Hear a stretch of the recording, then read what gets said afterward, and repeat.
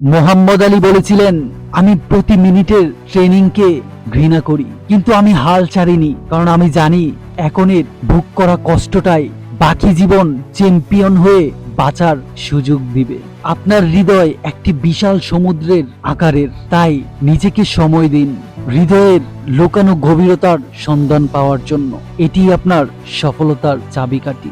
জীবনের বক্তব্য উপস্থাপন করুন, কণ্ঠস্বর নয়, কারণ জানবেন বৃষ্টি থেকেই ফুল সৃষ্টি হয়, বজ্রপাত থেকে গর্জন কিন্তু নয়। প্রত্যেকের ভিতরেই বিশ্ব পরিবর্তনের একটি সম্ভাবনা রয়েছে। এই সম্ভাবনা কতটা মহান তা নির্ভর করছে আপনার বিচার বুদ্ধির উপর। অন্যের জীবনের গল্প শুনে সন্তুষ্ট না হয়ে নিজের সফলতার কাহিনী সৃষ্টি করো, কারণ গল্প শুনে সময় নষ্ট করার মতো সময় কম জীবনে। কেউ আজ সফলতার ছায়ায় বসে আছে, কারণ তিনি বহুকাল আগে সফলতার বীজ পুঁতেছিলেন জীবনে। একটি ছোট্ট আশার কিরণ আপনার জীবনে সমস্ত দুঃখকে ভুলিয়ে দেওয়ার জন্য যথেষ্ট। জীবনের স্বপ্নগুলোকে পূরণের জন্য বয়সের প্রয়োজন হয় না, প্রয়োজন হয় একটু প্রচেষ্টার। যেই চেষ্টা করবে তার পক্ষেই কোনো কিছু অসম্ভব নয়।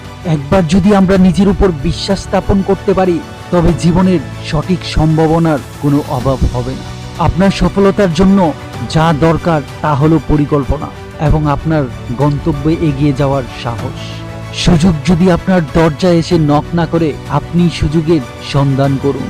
আপনার বর্তমান পরিস্থিতি আপনার জীবনের সম্ভাবনার সীমা নির্ধারণ করে না, তারা কেবল আপনি কোথায় থেকে শুরু করবেন তার দিশা নির্ধারণ করে।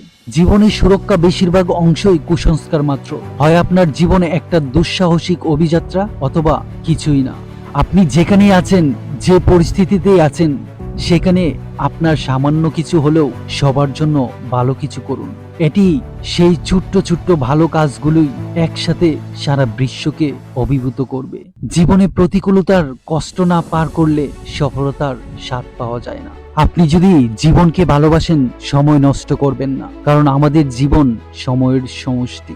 সময় অনেকটি বালির দানার মতো, হাত থেকে বেরিয়ে গেলে আর ফিরে পাওয়া যায় না।